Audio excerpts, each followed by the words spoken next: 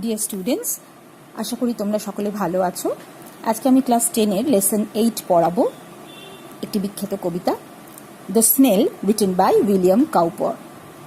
কবি সম্পর্কে তোমাদের আগে একটু বলে নিই।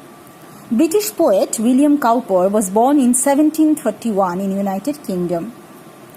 He was one of the most popular poets of his times. He changed the direction of 18th century nature poetry by writing about the English countryside and the everyday lives of people. 18th centuryতে মূলত ধর্মীয় বিষয় নিয়ে বা প্রকৃতি প্রেমের বিষয় নিয়েই কবিতা লেখা হতো, কিন্তু উইলিয়াম কাউপার, যিনি খুব ছোট বয়স থেকেই কবিতা লেখা শুরু করেছিলেন, তিনি কিন্তু তার সমসাময়িক যে ধারা সেটা ফলো করেননি। তিনি গ্রামীণ জীবনে যে ক্ষুদ্রাতি ক্ষুদ্র ঘটনাগুলো তাকে প্রত্যহ নাড়া দিয়ে যেত, তাকে ভাবিয়ে তুলত, সেই গরিব মানুষগুলোর, পরিশ্রমী মানুষগুলোর জীবনের কাহিনী তিনি তার কবিতার মাধ্যমে তুলে ধরেছেন।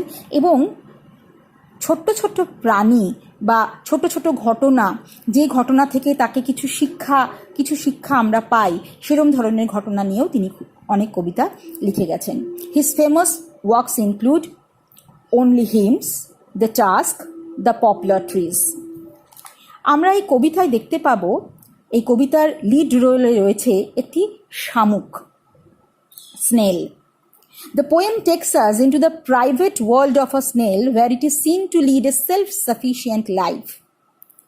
কবির সাথে আমরা দেখতে পাবো যে কবি কি গভীর পর্যবেক্ষণ শক্তির মাধ্যমে একটি শামুকের জীবনের ক্ষুদ্রাতি ক্ষুদ্র ঘটনাগুলো তুলে ধরেছেন। We are allowed to observe in minute detail the small yet self-contained world in which a snail lives. একটা শামুকের জীবন খুব ক্ষুদ্র, সে 5 থেকে 25 বছর অবধি শামুকরা বাঁচে।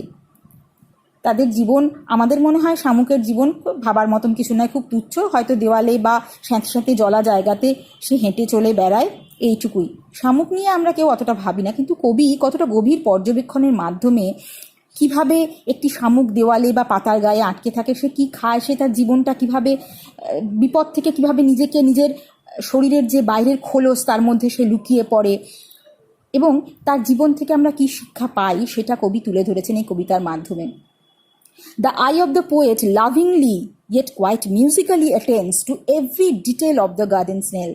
The way it clings to the wall, the way it holds up under weather, the way it shrinks back into his shell at the slightest touch. অল্প স্পর্শে কী করে সে তার খোলসে গুটিয়ে যায়, এই সমস্ত কিছু কবি ডিপলি অবজার্ভ করেছেন এবং এই কবিতার মাধ্যমে প্রকাশ করেছেন।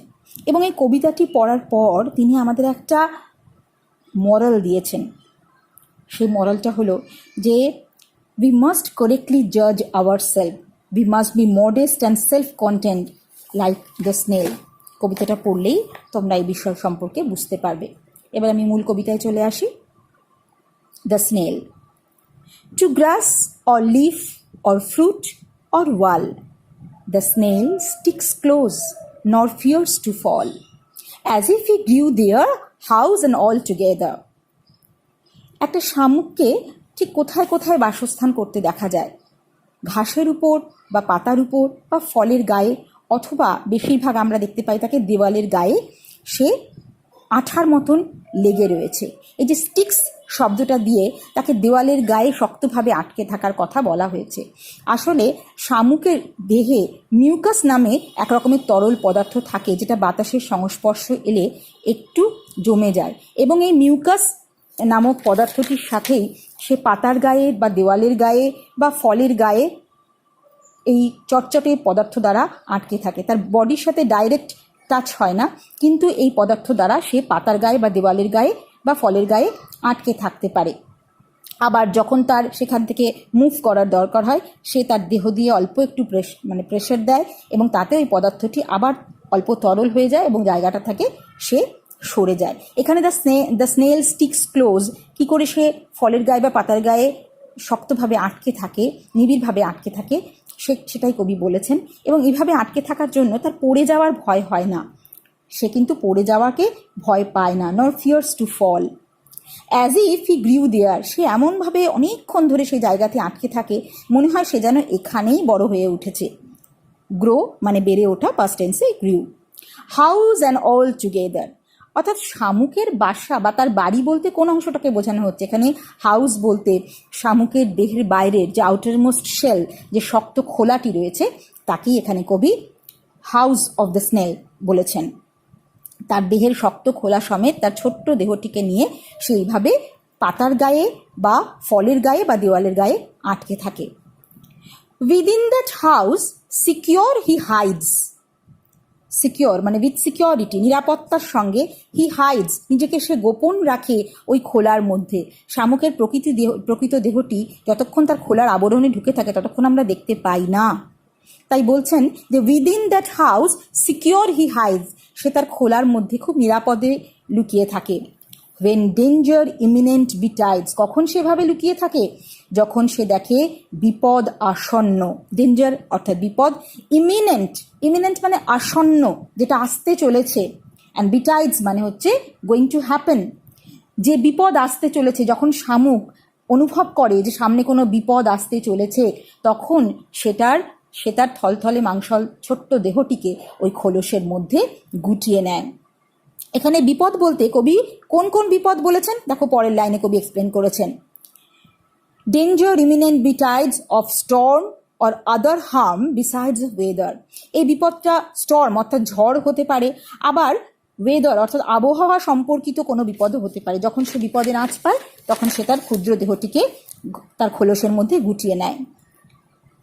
Give but horns the slightest touch, অল্প একটু স্পর্শ সে অনুভব করে নেয় তার হর্ন, হর্ন অর্থে এখানে শিং নয়, তার মাথার উপরিস্থিত যে অ্যান্টেনার মতন সুরের মতন অংশ থাকে, এটাকে কবি বুঝিয়েছেন, সেই সুরের সাহায্যে সে অনুভব করে নেয় যে বিপদ আসন্ন, ঝড় আসছে বা ওয়েদার সম্পর্কিত অন্য কোনো বিপদ আসছে, এবং তখনই সে তার দেহটাকে গুটিয়ে ফেলে। His self collecting power is such, এখানে এই সেলফ কালেক্টিং পাওয়ার, একটা শামুক তার মধ্যে কতটা একত্র করে রাখে, কতটা শক্তি, তার উইল পাওয়ার কতটা স্ট্রং, যে সে কিন্তু তার বিপদ থেকে রক্ষা পাওয়ার জন্য অন্য কারো কাছে আবেদন জানায় না বা অন্য কোনো কিছুর উপর নির্ভর করে না। সে তার নিজের শক্তির উপর বিশ্বাস করে এবং সে যখনই বিপদের আঁচ পায় তখন সে তার নিজস্ব খোলার মধ্যে নিজেকে গুটিয়ে ফেলে। His self collecting power is such, তার আন্তরিক শক্তি এতটাই বেশি, সে এতটাই নিজের মধ্যে শক্তি অন্তর্নিহিত করে রেখেছে যে হি শ্রিঙ্কস ইনটু হিজ হাউস, শ্রিঙ্ক মানে গুটিয়ে নেওয়া, সে তার ছোট্ট দেহটিকে ওই খোলসের মধ্যে গুটিয়ে নেয় উইথ মাচ ডিসপ্লেজার। ডিসপ্লেজার মানে এই কাজটা করতে সে নিরানন্দ অনুভব করে, এই কাজটা করতে তার ইচ্ছে করে না, কিন্তু বিপদ আসন্ন হলে নিজেকে রক্ষা করার জন্য সে নিজেকে খোলসের মধ্যে গুটিয়ে নেয়। অন্য কারো অপেক্ষা না করে, পালিয়ে না গিয়ে সে তার খোলসের মধ্যে নিজেকে গুটিয়ে নেয়। এখানে সেলফ কালেক্টিং পাওয়ার বলতে স্নেলের যে স্ট্রং সেন্স এবং স্ট্রং উইল পাওয়ার, সেটাকে কবি বুঝিয়েছেন। লাস্ট স্ট্যান্জাতে কবি একটা বড় সুন্দর কথা বলেছেন। তিনি বলেছেন ওয়্যারার হি ডুয়েলস, এখানে ওয়্যারার বলতে কবি ওয়্যার এভার বলতে চেয়েছেন, সে যেখানেই থাকুক না কেন, যেখানেই বসবাস করুক না কেন, ডুয়েল মানে বসবাস করা, ওয়্যারার হি ডুয়েলস অ্যালোন। শামুক কিন্তু এমন একটি ছোট্ট প্রাণী, সে কখনো দলবদ্ধভাবে বা অনেককে সঙ্গে নিয়ে বসবাস করে না। যেমন মানুষেরা, আমরা বলি যে মানুষ সব থেকে শ্রেষ্ঠ উন্নত জীব, কিন্তু আমরা এটাও জানি যে man is a social animal. মানুষ একা থাকতে চায় না, সে চায় সবার সঙ্গে থাকতে। ভয় পেলে, বিপদ আসন্ন করলে সে চায় যে অনেকগুলি লোককে একসঙ্গে একত্রিত করতে। একা নিজের উপর ভরসা করে অনেককে নিয়ে সে লড়তে চায়, কিন্তু শামুক কিন্তু নিজের শক্তির উপর বিশ্বাস রাখে। তাই কবি এখানে বলেছেন যে হি ডুয়েলস অ্যালোন, সে একা থাকতে পছন্দ করে। এক্সেপ্ট হিমসেলফ হ্যাজ চ্যাটেলস নান। চ্যাটেল বলতে এখানে অস্থাবর সম্পত্তি বা প্রপার্টির কথা বলা হয়েছে। শামুকের কিন্তু নিজেকে ছাড়া আর কোনো সম্পত্তি প্রয়োজন হয় না। আমরা মানুষেরা যেমন যদি দুদিনের জন্য কোথাও বাইরে যাই, তাহলে আমাদের অনেক কিছু সঙ্গে নিয়ে যেতে হয়। কোথায় আমাদের মোবাইল ফোন, কোথায় ব্যাগে আমাদের প্রত্যেক দিনে ব্যবহার করার জামা কাপড় নেব, খাবার দাবার নেব, ইত্যাদি নেব। শামুক কিন্তু তার বাসস্থানের জন্য তার নিজের দেহের আউটার শেলটাকেই কাজে লাগায়, এছাড়া তার কোনো অস্থাবর সম্পত্তি বা কোনো প্রপার্টি দরকার পড়ে না। The snail considered the leaves, fruit, grass, etc. as his treasures. সে মনে করে যে পাতা বা গাছের বা ঘাসের উপর সে রয়েছে সেটাই তার সম্পদ। He collected all of them by himself and they are his power source. সেই পাতা বা খাদ্য নিজেই সংগ্রহ করে এবং তারাই তার শক্তির উৎস। তাই কবি বলেছেন, এক্সেপ্ট হিমসেলফ হ্যাজ চ্যাটেলস নান। তার অন্য কোনো অস্থাবর সম্পত্তির দরকার হয় না, নিজের বাইরে তার কোনো কিছু দরকার হয় না। He is self contained, self satisfied. সে স্বয়ং সম্পূর্ণ, সন্তুষ্ট। আমরা যেমন যত চাই, যত পাই আরও চাই, মনে হয় এটা হলে ভালো হতো, আরও বেশি হলে ভালো হতো। কিন্তু শামুকের ক্ষেত্রে সবথেকে বড় গুণ যেটা কবি বলেছেন মানুষের মধ্যেও থাকা উচিত, সেটা হচ্ছে তার সেলফ কন্টেন্টমেন্ট, তার সেলফ স্যাটিসফ্যাকশন। তাই লাস্ট লাইনে কবি বলছেন, well satisfied to be his own whole treasure. Treasure মানে সম্পদ। তার কাছে হয়তো অনেক কিছু নেই, তার ক্ষুদ্র বাসস্থান এবং সে যেখানে আছে সেখানে তার যথেষ্ট অল্প কিছু খাদ্য সামগ্রী, কিন্তু এটাই তার সব। এর বাইরে তার কিছু আর প্রয়োজন নেই। It is self satisfied, well satisfied to be his own whole treasure. তার এই সমস্ত সম্পত্তি নিয়েই, তার নিজের জগৎ নিয়েই সে সন্তুষ্ট, স্বয়ং সম্পূর্ণ।